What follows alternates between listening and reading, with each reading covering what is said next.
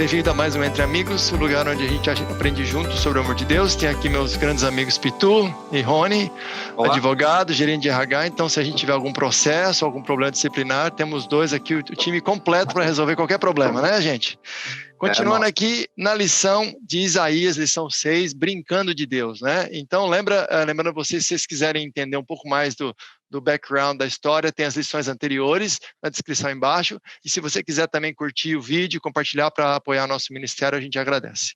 Então, estamos falando aqui sobre profecias. Lembrando, Isaías foi um profeta, e um profeta nada mais é do que um mensageiro que tinha uma conexão direta e especial com Deus. E ele trazia a mensagem para o povo de Deus, o povo de Judá e de Israel. Era uma mensagem de juízo, de um lado, uma mensagem que era aquela coisa para dizer para eles que eles estavam precisando mudar moralmente, e também uma mensagem de esperança. E o juízo normalmente vinha num contexto das nações vizinhas que estavam guerreando contra eles e oprimindo. Então, Isaías conectava o juízo de Deus com essas nações, como se as nações estivessem invadindo em consequência da separação e do pecado deles. Então, a gente estudou até as semanas atrás a questão da Assíria, que a Síria era o grande império, né? Lembra, o Pitu conversou com a gente sobre isso a última vez, que a Síria, que o rei Acás foi lá e subornou com ouro e com prata para defender eles da Síria e de Israel. Então tinha esse contexto dessas três potências aí, mais a Síria e Israel. Mas essa semana, curiosamente, a gente muda para Babilônia. Ou seja, Isaías já vai lá na frente e já prevê que a Babilônia vai conquistar a Síria. E ele já está colocando a Babilônia no contexto da profecia. O mais curioso é que é aí que essa lição passa de uma simples aula de história para algo que é relevante para nós. Porque existe um espírito de supremacia, de orgulho em todos os reis e governantes. E não é de hoje que a gente sabe que o poder corrompe, né? A gente vê na política hoje, poder corrompe, e poder absoluto corrompe absolutamente, todos nós sabemos disso. Então hoje a gente vai discutir isso de uma maneira um pouco mais aprofundada, e o Rony vai falar para a gente um pouquinho de onde, qual que é esse espírito que existe aí, e quais são as origens disso aí no relato bíblico aí, Rony? Conta para a gente. Então, João, é um assunto bem interessante. É um assunto que vem a apontar como a raiz de todo problema que a gente passa, seja dos menores problemas aos maiores que a gente enfrenta no dia a dia na nossa vida aqui, né? Nesse planeta. A verdade é essa, né? Mas eu achei bem interessante a lição nesse contexto, porque ela demonstra as quedas, né? A profecia, ela vem falando das quedas e dos destinos que cada uma das nações que assumiram, né, que foram elevadas às superpotências, né, naquela época eles eram as superpotências. Quais são as superpotências hoje, né? Então, se a gente olhar ao redor, a gente vai enumerar alguns países, não muitos, mas alguns países, né? E as profecias vêm dizendo justamente, olha, aqui termina o fim desse império, ou o fim da superpotência número X, por exemplo. É assim que Deus vem trazendo as profecias. Agora, o que a gente vê de comum em todas essas quedas é justamente isso que você deixou a deixa para mim. O orgulho e o desejo de supremacia dos governantes. Não, a gente está falando dos governantes aqui, mas é da humanidade como um todo, né? Eu tenho isso dentro de mim, você tem isso dentro de você. Agora, o que nos controla é o Espírito de Deus, né? É o Espírito Santo que toca o nosso coração e fala, não, Rony, João, Pitu, aqui não, porque vocês vão estar... na verdade, vocês estão ultrapassando os limites, né? É claro que nós temos isso, mas todo esse desejo de supremacia e orgulho tem que ser substituído pelo amor e pelo serviço cristão, né? Que Jesus deixa isso, o exemplo para nós, né? Jesus lavou os pés dos discípulos. Então, se a gente olhar isso com uma reflexão, a gente não precisa dizer mais nada. Jesus lavou o pé dos discípulos, né? Então, nós não estamos falando de um rei da Babilônia, ou um rei assírio, ou qualquer outro rei, ou presidente de uma grande nação hoje. Nós estamos falando do rei, do Deus Todo-Poderoso do universo, né? E o ponto que eu achei muito focal também é o seguinte: vamos imaginar que uma dada pessoa tivesse lá no momento do auge da Babilônia. Ou vamos imaginar, trazendo isso para os nossos dias, que uma pessoa está vendo, olha, hoje eu vivo numa superpotência, né? E a gente se depara com uma profecia de Deus. Isso é real, tanto para a época da Babilônia como para a nossa época agora. Então, essa pessoa lá da época do Império Babilônico no auge, ia se deparar, falar, olha, Isaías, principalmente Isaías 13, 19 a 23, se eu não me engano, depois o João coloca à disposição o versículo, se possível, João, lá no... Eu acho que é 19 mesmo, né? Que diz a Babilônia, a joia dos reinos, não é? Justamente. O esplendor do orgulho dos babilônios será destruída por Deus. Eu também assinalei isso aí. A semelhança de Sodoma e Gomorra. É tremendo, então, né? você imagina uma pessoa que vivia no Império nessa época e olhar essa profecia de Isaías e vai falar, não é possível. Tá viajando, então, né? Esse foi o ponto, eu acho que crucial para nós, né? Saber, então, o que a gente precisa ter sempre de consciência, que nós temos o pecado dentro de nós temos essa natureza pecaminosa, que é isso que a Bíblia nos ensina, né? Então, nós temos o orgulho, o desejo de supremacia, que ele é contido em conflito com quando nós permitimos que o Espírito Santo habite em nós e comece a ensinar, a nos ensinar, né, a como viver, a voltar a ter uma vida em harmonia com as diretrizes, os ordenamentos divinos. E, Rony, eu acho que interessante assim que você falando sobre esse espírito que está dentro da gente, né? Uma característica marcante do livro de Isaías, de todos os profetas, é que por um momento ele está se falando daquela situação atual, né?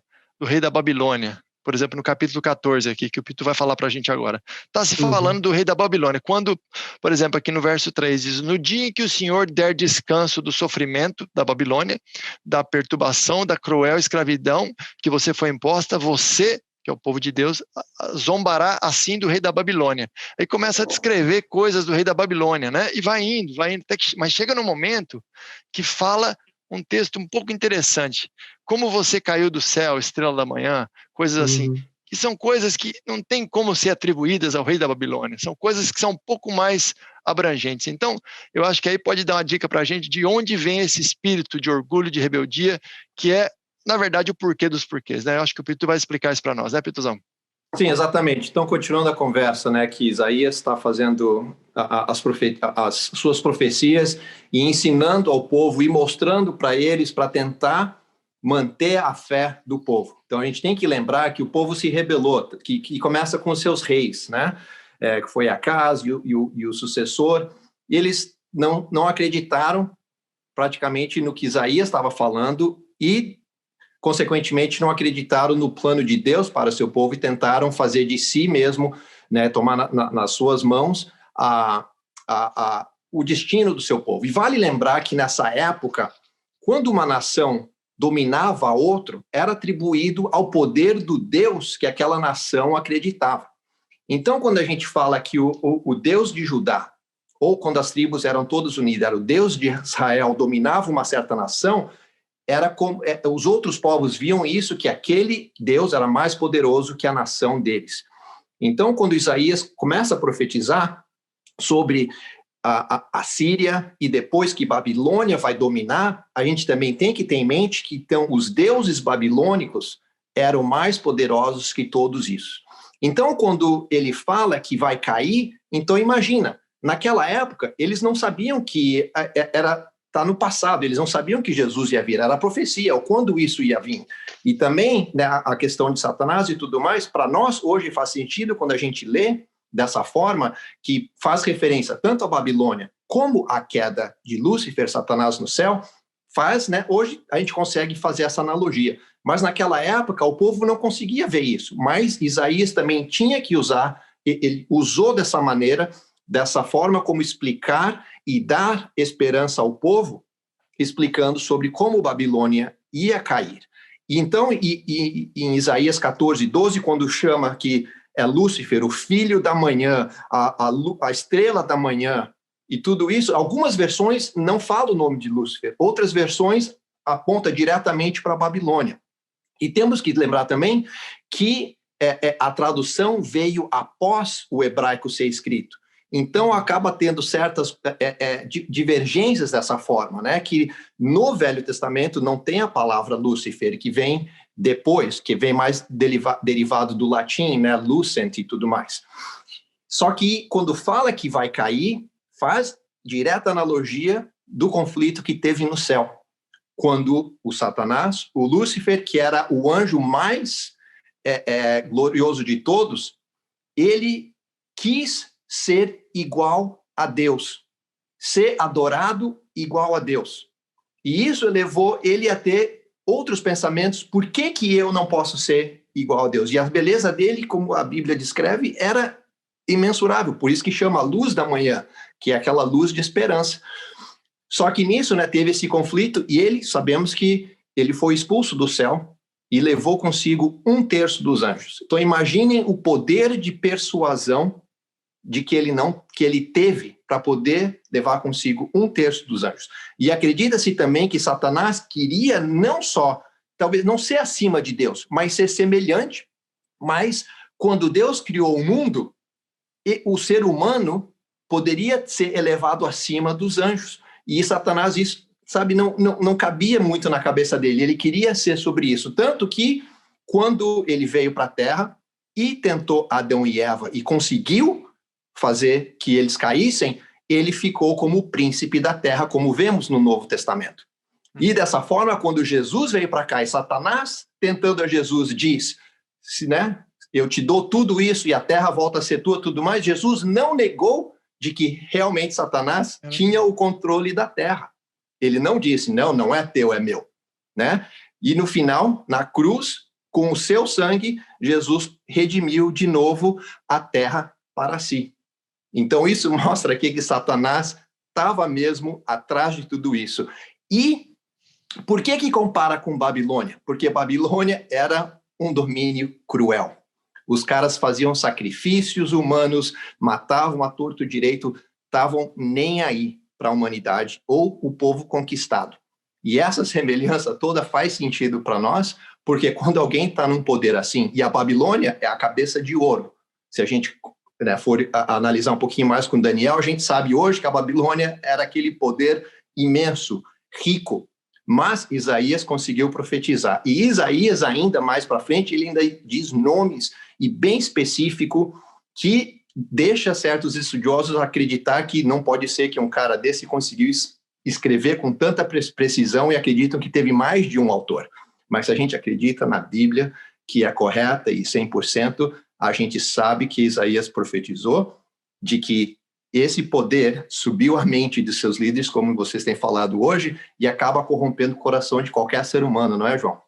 E eu acho que essa decisão, Pitu, do Jardim do Éden, deles aceitarem o que a serpente estava propondo, do fruto proibido, é uma decisão que todos nós temos que tomar cada dia, né? Porque não podemos esquecer que cada um de nós somos governantes na nossa esfera de influência, né? Você, de repente, é governante no seu trabalho, com as pessoas que são os seus subordinados, ou eu com a minha família, com os meus filhos, com a minha esposa. Então, todos nós podemos exercer esse espírito de supremacia que vem do inimigo, que é uma rebeldia contra Deus, ou podemos receber como o Espírito, como o Rony mencionou, o Espírito de Cristo, que é aquele que lava os pés dos discípulos, que era uma coisa completamente humilde demais para se fazer, e ele, podemos esquecer que ele lavou os pés de Judas, né, que o traiu, né?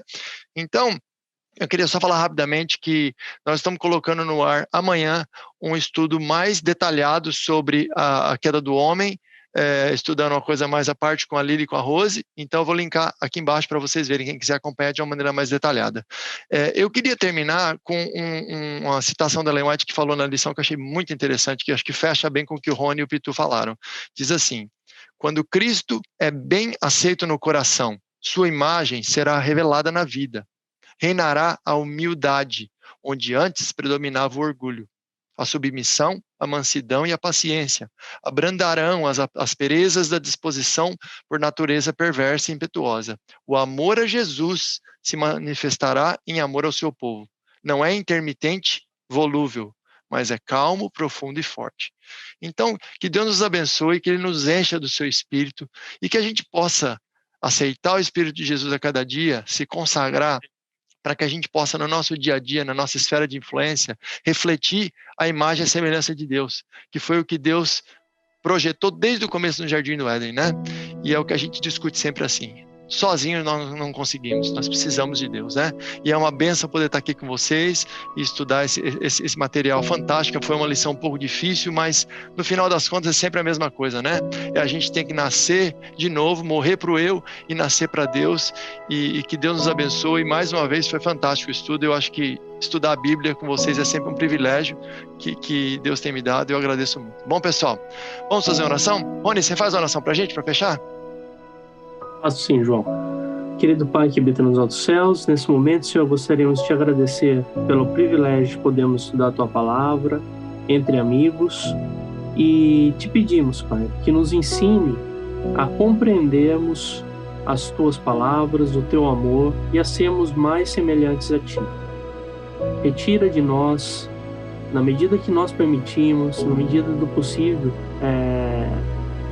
todo orgulho e todo desejo de supremacia, para que nosso círculo, seja familiar, seja de amizade, seja de trabalho, seja enquanto cidadãos, possamos ser pessoas melhores e que possamos espelhar o Teu caráter em cada um dos nossos atos.